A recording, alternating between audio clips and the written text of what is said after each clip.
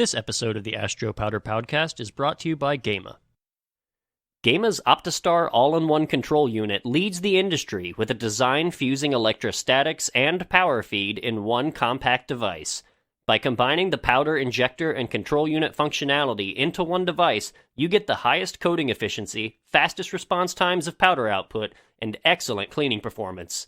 For more information, call 877-437-6771. Once again, that's 877-437-6771. And be sure to mention, Ask Joe sent me. Configure it, feed it, optimize it, integrate it. Complete it with Gema.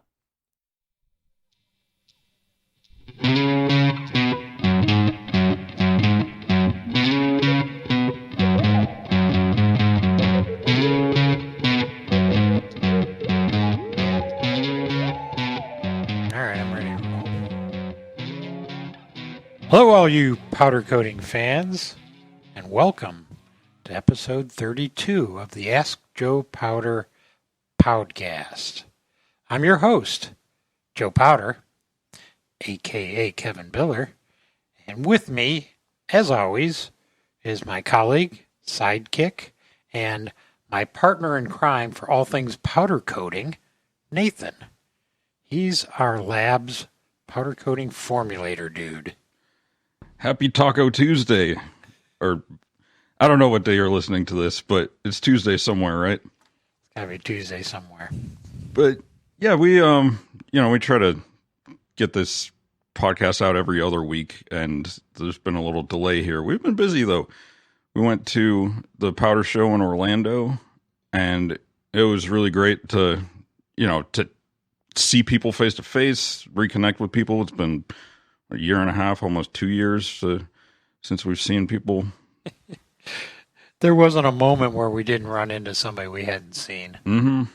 It was just like every time I turned or walked in a certain direction, someone in my field of vision was an old friend or a customer. It was exciting. It was nice. Had some good food, some good drinks with some good people.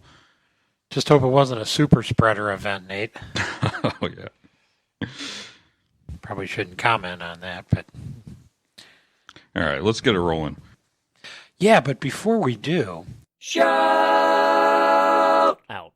I'd like to give a shout out to Ron Cudzillo. Ron has been an unwavering advocate for the powder coating industry throughout his career as an equipment turnkey provider, most notably during his long tenure at George Cook & Sons, and before that at Millbank Systems. Not only has Ron facilitated the installation of countless powder coating systems, he's also been a mainstay on the Powder Coating Institute's board of directors.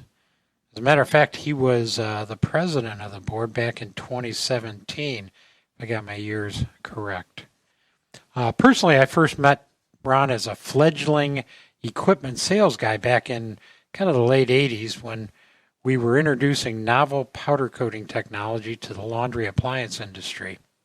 He was the guy specifying and installing the application and cleaning and curing equipment, and I was formulating the latest powder coating technology.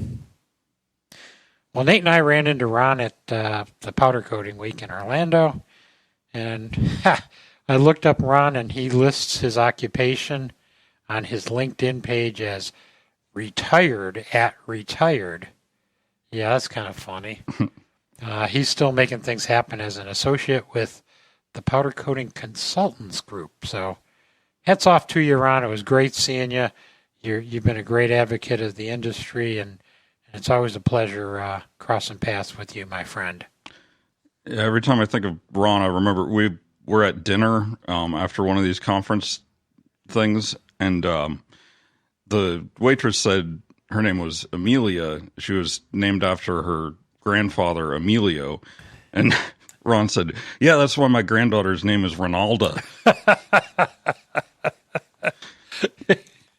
Funny guy. Yeah, he was quick. Good. That's a good one. Okay, now it's time for news in our Guess What segment. Guess what? All right, PCI Mag reports. PPG reports their second quarter 2021 financial results.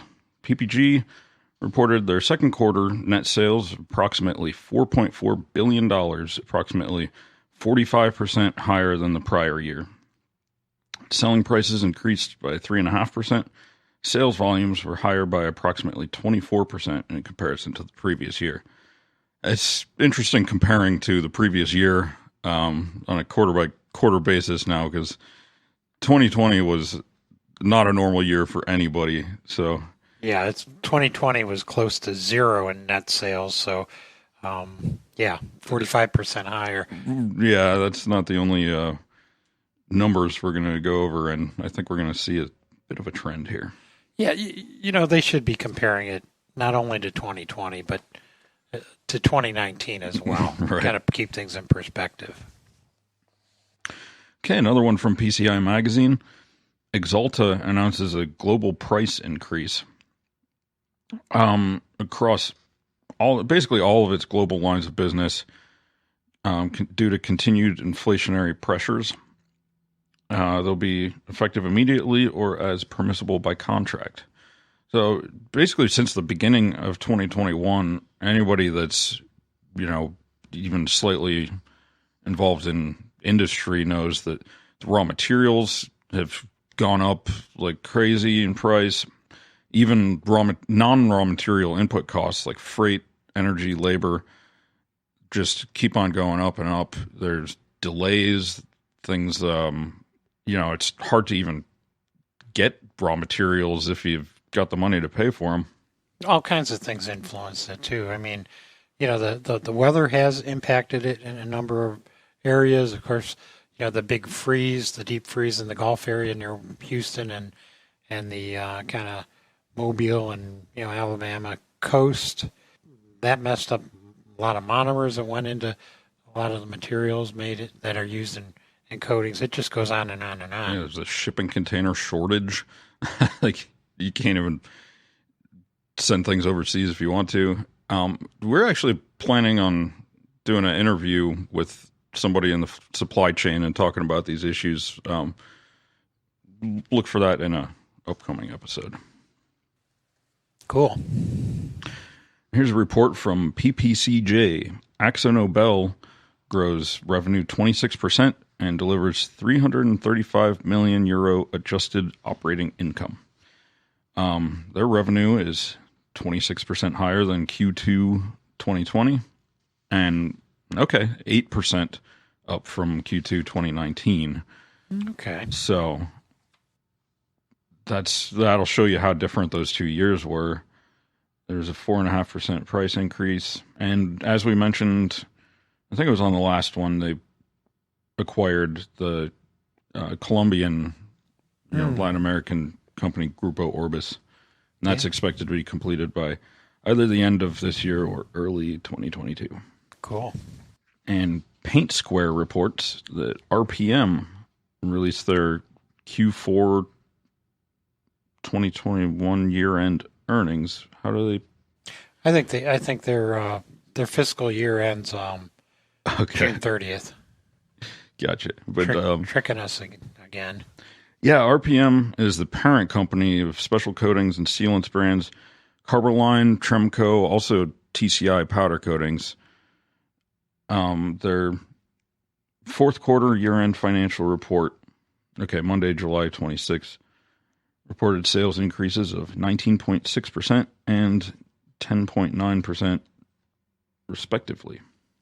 That's always been a very healthy company. It's kind of, the name RPM flies under the radar, but they've got a lot of brands. Yeah, they specifically in kind of niche,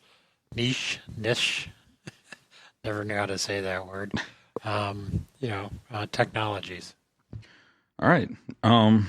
Anything making you mad this week?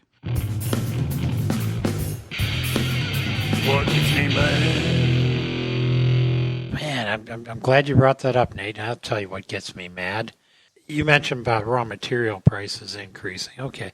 The thing that gets me mad are customers who cannot get it through their thick heads that raw material prices have increased significantly, and therefore the people, us, the coatings people, supplying industrial coatings, we have to increase the price of our products. There's just no two ways about it. You mentioned Axalta had just raised the price of their products on a global basis. In addition to the members of Powder Coating Institute, the most recent, the second quarter market report from the firm Orr and Boss, their analysis for second quarter was that raw material prices have spiked significantly, and they're not expected to come back down for the foreseeable future. And I'll tell you, nobody likes price increases, and you can get purchasing departments that just want to bully their suppliers or vendors and act like they're going to threaten them with cutting them off from being their supplier. But hey, it's a pill we all have to swallow, and I just think people need to have a little dose of reality to understand that we're all affected by these price increases, and we're just going to have to deal with it together. That's my rant. All right. Okay, friends. Now it's time for the question and answer portion of our podcast. Do you have a question? Ask Joe Powder. Well, you can ask him. Ask Joe Powder. He has the answer that'll advance your powder coating. It's the Ask Joe Powder Powdcast. All right, and I apologize in advance for pronouncing your name, but Chunet in Turkey asks, Dear Joe, we're utilizing two separate grinders/mixers for premixing and chips milling in the powder coating laboratory. May you explain why using separate grinders is so important to prevent craters or other surface imperfections from forming? Is cleaning of only one extruder for premixing and chips milling insufficient to overcome the crater formation? Okay, well, thanks, Kunit. Appreciate you contacting me, and this is a very good question. This one we're delving into powder coating manufacture as opposed to powder coating application or curing, which we address quite often in this program. But let's talk about your question regarding blenders, mixers, grinders at different parts of the process in manufacturing a powder coating. So the reason for using separate mixers, we'll call them, or grinders, for premixing versus milling, which I like to call pulverization of the extruded chips, the material that comes off the extruder. The reason for this is to avoid contamination of one product into the other. Specifically, if premix contaminates chips that are part of the finished powder, it's going to most often result in film defects, and these are quite serious, like craters, or in some cases maybe they're just extraneous, like seeds or bits, protrusions in the film. But definitely, it's a bad situation when you get raw materials in a premix contaminating post-extruded materials like chips. Yeah, you think it's all the same material, but yeah, in my experience, you really don't want to get raw materials into your final powder. It's going to dirty it up quickly. Yeah, and the reason for that is, these unprocessed raw materials, they haven't been homogenized, which we achieve in the extruder, and they absolutely can cause contamination in the final powder coating appearance. Give you an example, like one additive in particular is flow modifier or flow agent in a powder will definitely cause craters in the finished powder. And things just as simple as dry pigment won't be dispersed, and it can cause kind of a dirty contamination look. And the point here is extruding, what I call compounding.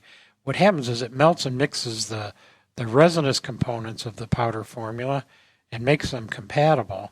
And then the shear inside the extruder disperses the pigments to kind of give you your final clean dispersion, which gives you excellent color development and consistency.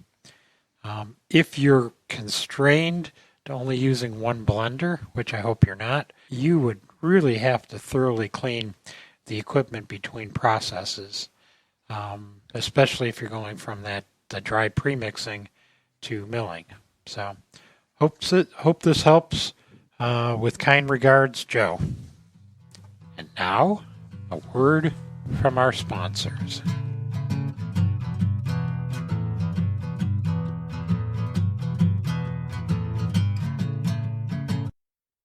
Gama's newest Optiflex Pro model, the CF unit, offers simple, reliable color change in 20 seconds. The Optiflex Pro CF unit is the perfect solution for lab use, powder quality testing, and coating of small quantities or small size samples. For more information, call 877-437-6771. Once again, that's 877-437-6771. And be sure to mention, Ask Joe sent me. When you want to know that everything is covered, complete it with Gama. The Powder Coating Research Group is a proud sponsor of the Ask Joe Powder Powdcast. PCR is the only independent laboratory dedicated to powder coating technology. We do everything from raw material evaluation, formulating the next generation of coatings, new product development, testing, troubleshooting, training, and consulting. To find out more, visit our website at powdercoatingresearch.com, or you can email Kevin Biller at kevinbiller@yahoo.com. Thanks for listening to the Ask Joe Powder Podcast.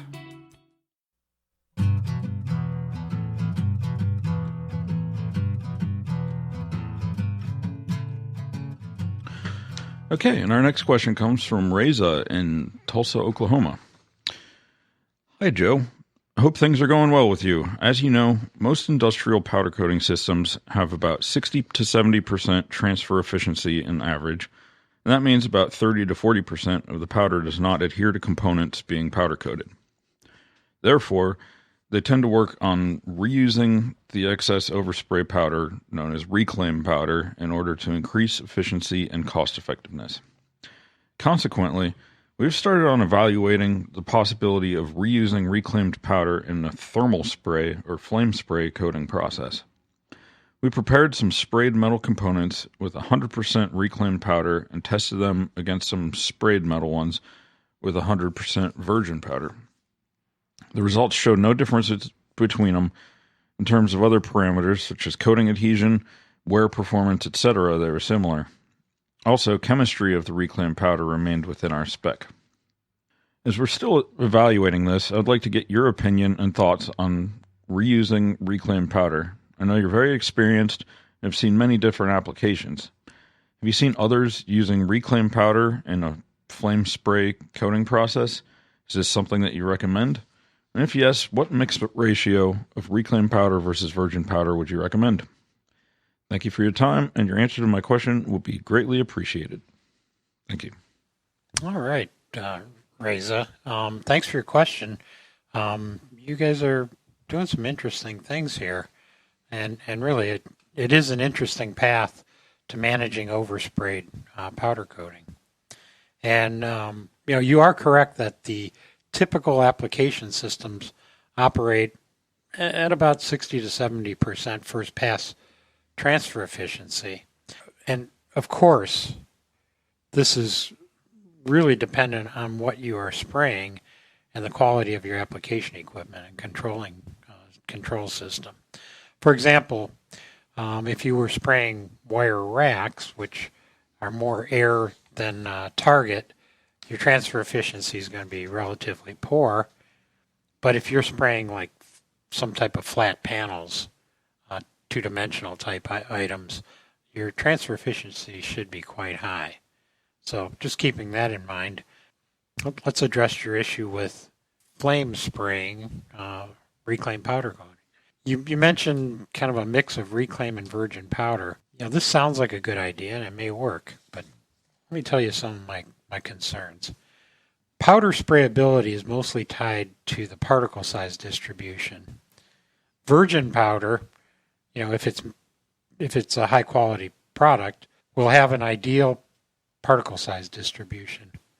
Now, that being said, reclaim is going to contain less than desirable particles for application, which is going to translate into a higher concentration of fines and coarse particles. This makes the reclaim powder, the overspray, a bit more difficult to fluidize and to transport through your application system and indeed to electrostatically charge. Consequently, when you recycle reclaimed powder, you typically will blend it with virgin powder. How much is dependent on how the blend behaves in your application process. And really, we're talking about how it fluidizes, how it transports, and how it charges. Now, with flame spray, you obviously are eliminating the requirement for the powder to pick up a charge and then therefore be deposited on the parts. But to be honest, I'm telling you, I'm not a big fan of flame spraying powder. And why, you may ask?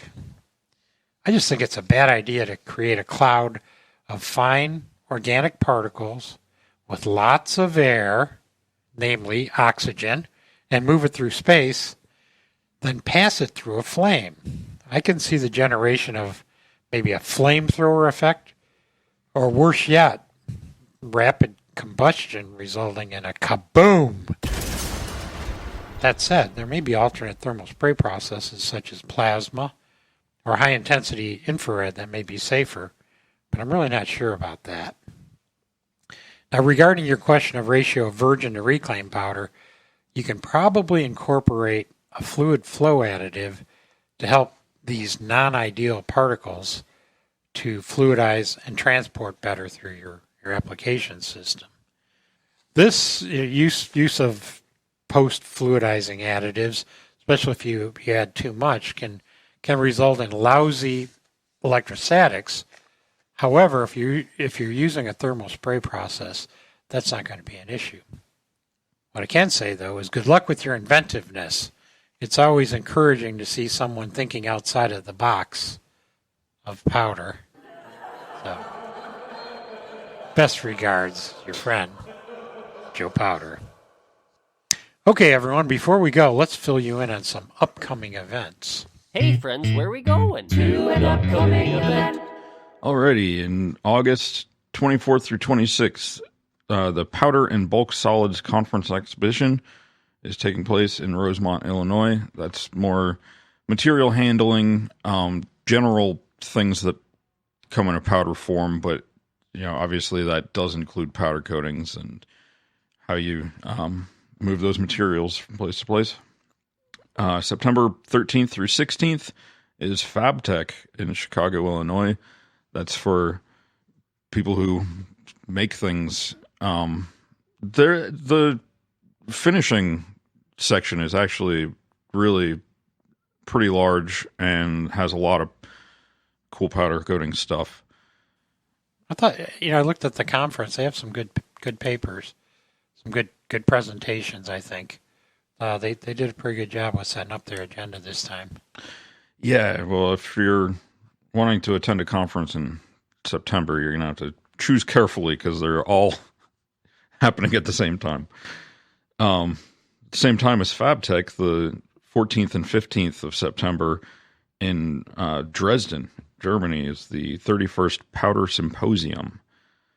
Participants from Germany and neighboring countries will meet in Dresden for the largest industry meeting, discuss new technical developments and current challenges to modern powder coating. The 22nd and 23rd of September is the Powder Coating Summit. That's here in Columbus, Ohio. That one also has pretty interesting talks, I think, if I do say so myself. Yeah, it's going to be great. I think the lineup's awesome, and we've got a really fairly large group of exhibitors for the tabletop, during the intermissions and the reception. So I'm kind of looking forward to that. It does also include a lab demo.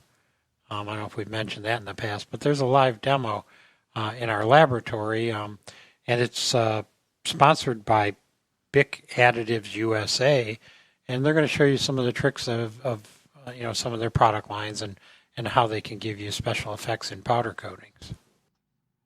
All right, and the 27th through 29th of September is the Middle East Coating Show in Dubai, UAE, if you happen to be in the neighborhood.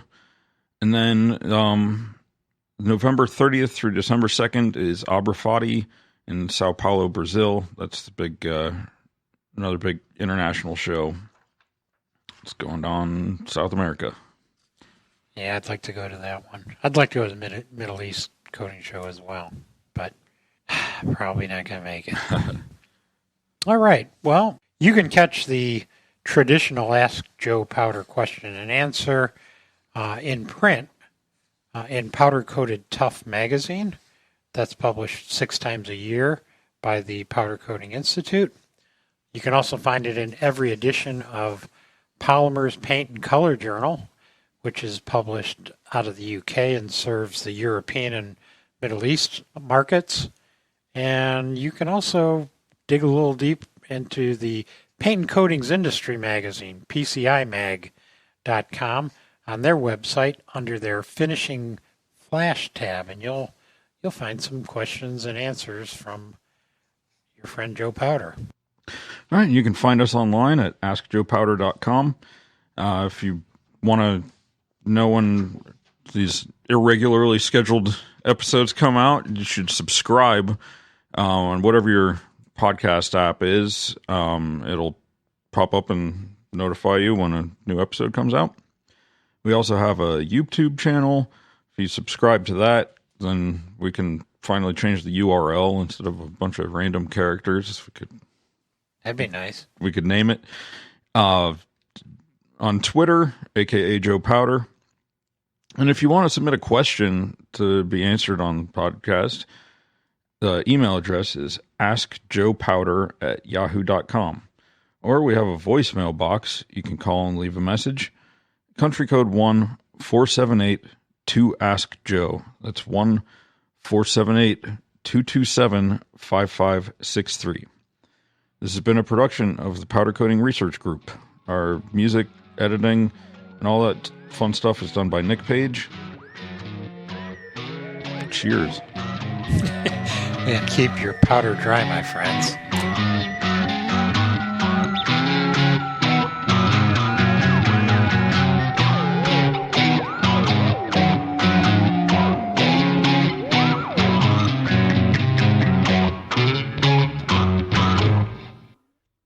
Thank you for listening to the Ask Joe Powder Powdcast. This episode was brought to you by Gema. Gema powder coating systems offer you greater efficiencies while producing high-quality results. We provide the very best in powder delivery, application technology, and connectivity for smarter factory automation. With Gema, you get maximum performance and repeatability whether you are on the shop floor or away from it. For a demonstration, call 877-437-6771. Once again, that's 877-437-6771. And be sure to mention, Ask Joe sent me. When you want to know that everything is covered, complete it with Gema. What is it good for? Absolutely nothing. Kind of nailed that one, didn't I? Hey, you were a little surprised. Entertain yourself. That's what counts, right? Called self-abuse. Self-misuse. Man, I should do a Shaft-themed episode. Like, who's that black private dick that's the sex machine with all the chicks? Joe Powder? Shut your mouth.